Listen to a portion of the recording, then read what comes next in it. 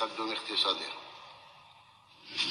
ثانيا، البحث المشترك عن أفضل الطرق والوسائل لضمان مكانة للغاز الطبيعي في الأنظمة الطاقوية وتثمين قيمته في الأسواق الدولية.